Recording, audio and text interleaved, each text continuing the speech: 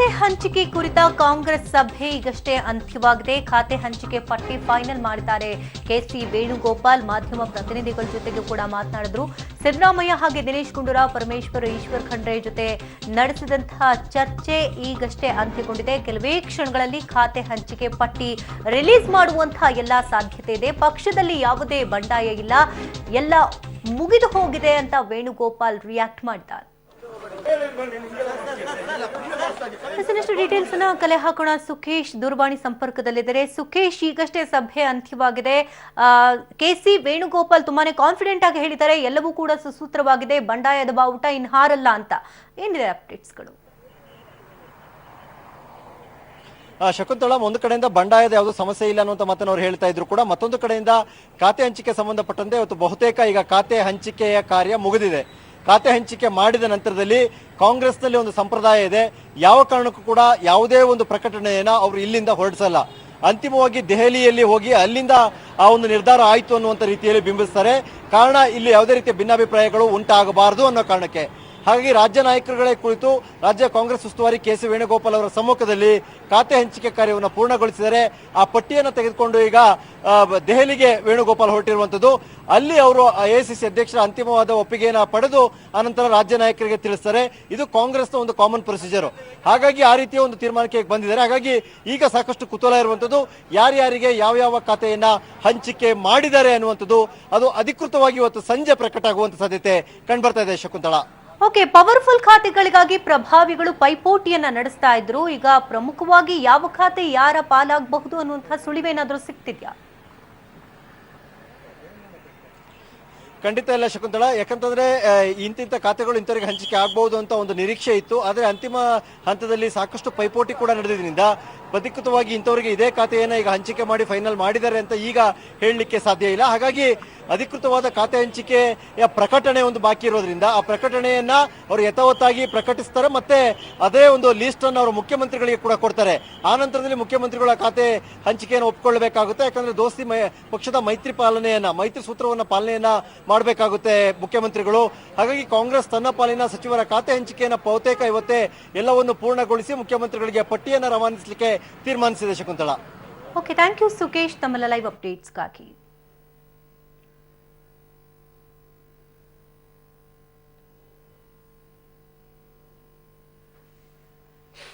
It will be approved very soon.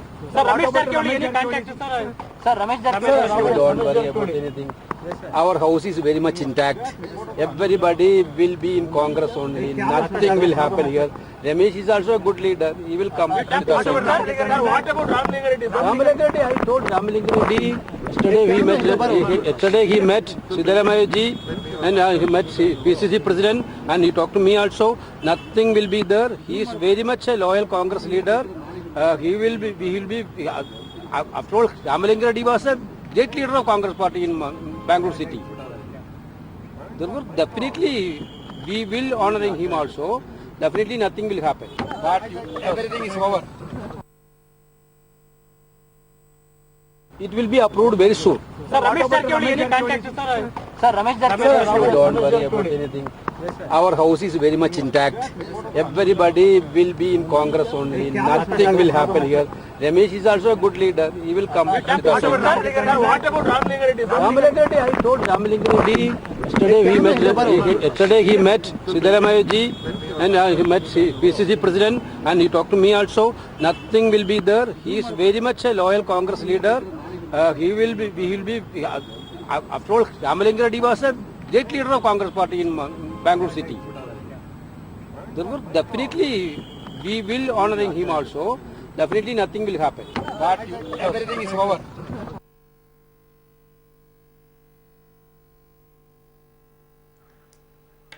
ಹಾಗಾದ್ರೆ ಯಾವ್ಯಾವ ಖಾತೆಗಳಿಗೆ ಖ್ಯಾತೆ ತೆಗೆದಿದ್ರು ಅಂತ ಗಮನಿಸುವುದಾದ್ರೆ ಎಂಬಿ ಪಾಟೀಲ್ ವರ್ಸಸ್ ಪರಮೇಶ್ವರ್ ಹಾಗೆ ಡಿಕೆಶಿ. ಯಾಕಂದ್ರೆ ಪರಮೇಶ್ವರ್ ಹಾಗೆ ಡಿಕೆಶಿ ನಡುವೆ ಹೆಚ್ಚುವರಿ ಖಾತೆಗಳು ಇರೋದ್ರಿಂದ ಎಂಬಿ ಪಾಟೀಲ್ ಗೃಹ ಖಾತೆ ಅಥವಾ ಮತ್ತೊಂದು ಖಾತೆಯನ್ನ ಬೇಕು ಅಂತ ಪಟ್ಟನ್ನ ಹಿಡಿದಿದ್ರು. ಜಲಸಂಪನ್ಮೂಲ ಅಥವಾ ಗೃಹ ಖಾತೆ ಬೇಕು ಅಂತ ಪಟ್ಟು ಹಿಡಿದಿದ್ರು. ಆದ್ರೆ ಇವರಿಬ್ರು ಕೂಡ ಬಿಟ್ಕೊಡುವಂತಹ ಚಾನ್ಸಸ್ ತೀರಾನೇ ವಿರಳ. ಯಾಕಂದ್ರೆ HDK ಸಂಪುಟದ ನೂತನ ಸಚಿವ ಎಂಬಿ ಪಾಟೀಲ್ ಈಗ ಪಟ್ಟನ್ನು ಹಿಡಿದಿದ್ದಾರೆ. ಜಲಸಂಪನ್ಮೂಲ ಅಥವಾ ಗೃಹ ಖಾತೆ ನನಗೆ ಬೇಕೇ ಬೇಕು ಅಂತ ಪಟ್ಟು ಹಿಡಿದಿದ್ದಾರೆ. ಆದ್ರೆ ಗೃಹ ಖಾತೆಯನ್ನ ಬಿಟ್ಕೊಡೋದಕ್ಕೆ ಪರಮೇಶ್ವರ್ ಒಪ್ತಾ ಇಲ್ಲ. ಬೇಕಾದ್ರೆ ಕ್ರೀಡಾ ಖಾತೆಯನ್ನ ಬಿಟ್ಕೊಡ್ತೀನಿ, ಗೃಹ ಖಾತೆ ಹಾಗೆ ನಗರಾಭಿವೃದ್ಧಿ ಸಚಿವ ಖಾತೆ ನಗರಾಭಿವೃದ್ಧಿ ಖಾತೆ ಏನಿದೆ ಅದು ನನ್ನ ಬಳಿಯೇ ಇರಲಿ ಅಂತ ಅವ್ರು ಹೇಳ್ಕೊಂಡಿದ್ದಾರೆ. ಮತ್ತೊಂದು ಕಡೆ ಜಲಸಂಪನ್ಮೂಲ ಖಾತೆಯನ್ನ ಬಿಟ್ಕೊಡೋದಕ್ಕೆ ಡಿಕೆಶಿ ನಕಾರವನ್ನ ಎತ್ತಾ ಇದ್ದಾರೆ. ಯಾಕಂದ್ರೆ ಇವರು ಪವರ್ ಮಿನಿಸ್ಟರ್ ಆಗಿದ್ರು, ಈ ಹಿಂದೆ ಕೂಡ ಪವರ್ ಖಾತೆಯನ್ನ ಕೇಳಿದ್ರು, ಅದು ಸಿಕ್ಲಿಲ್ಲ. ನಂತರ ವೈದ್ಯಕೀಯ ಹಾಗೆ ಮತ್ತು ಜಲಸಂಪನ್ಮೂಲ ಖಾತೆ ಸಿಕ್ಕಿದ್ದು, ಆ ಖಾತೆಯನ್ನು ಬಿಟ್ಕೊಡೋದಕ್ಕೆ ಹಿಂದೇಟು ಹಾಕ್ತಿದ್ದಾರೆ. ಮತ್ತೊಂದು ಕಡೆ ಸತೀಶ್ ಜಾರಕಿಹೊಳಿ ವರ್ಸಸ್ ಕೃಷ್ಣ ಭೈರೇಗೌಡರ ನಡುವೆ ಪೈಪೋಟಿಗಳು ನಡೀತಾ ಇದೆ. ಯಾಕಂದ್ರೆ ಗ್ರಾಮೀಣಾಭಿವೃದ್ಧಿ ಖಾತೆ ಮೇಲೆ ಸತೀಶ್ ಕಣ್ಣಿಟ್ಟಿದ್ದಾರೆ. ಯಾಕಂದ್ರೆ ಗ್ರಾಮೀಣಾಭಿವೃದ್ಧಿ ಖಾತೆ ಏನಾದ್ರು ತೆಗೆದುಕೊಂಡ್ರೆ ಜನರಿಗೆ ತುಂಬಾನೇ ಹತ್ರ ಆಗಬಹುದು ಅನ್ನುವಂತಹ ಹಿನ್ನೆಲೆಯಲ್ಲಿ ಆ ಖಾತೆಯನ್ನ ಕೇಳ್ತಾ ಇದ್ದಾರೆ. ಆದ್ರೆ ಸತೀಶ್ ಬೇಡಿಕೆಗೆ ಕೃಷ್ಣ ಭೈರೇಗೌಡ ನಕಾರವನ್ನ ಎತ್ತುತ್ತಾ ಇದ್ದಾರೆ. ಯಾವುದೇ ಕಾರಣಕ್ಕೂ ಕೂಡ ನಾನು ಈ ಖಾತೆಯನ್ನ ಬಿಟ್ಕೊಡೋದಕ್ಕೆ ಚಾನ್ಸೇ ಇಲ್ಲ, ಬೇಕಾದ್ರೆ ಕಾನೂನು ಮತ್ತು ಸಂಸದೀಯ ಖಾತೆಯನ್ನ ಬಿಟ್ಕೊಡ್ತೀನಿ, ಬೇಕಾದ್ರೆ ಆ ಖಾತೆಯನ್ನ ತೆಗೆದುಕೊಳ್ಳಿ, ಯಾವುದೇ ಕಾರಣಕ್ಕೂ ಗ್ರಾಮೀಣಾಭಿವೃದ್ಧಿ ಖಾತೆಯನ್ನ ಬಿಟ್ಕೊಡಲ್ಲ ಅಂತ ಕೃಷ್ಣ ಭೈರೇಗೌಡ ಹೇಳ್ತಾ ಇದ್ದಾರೆ. ಹಾಗಾದ್ರೆ ಸತೀಶ್ ಜಾರಕಿಹೊಳಿ ಒಂದು ಕಡೆ ಪಟ್ಟೆನೋ ಹಿಡಿದು ಕೂತಿದ್ದಾರೆ, ಇದಕ್ಕೆ ಒಪ್ಕೊಳ್ತಾರ ಕೃಷ್ಣ ಭೈರೇಗೌಡ ಅಂತ ಕಾದು ನೋಡ್ಬೇಕಿದೆ.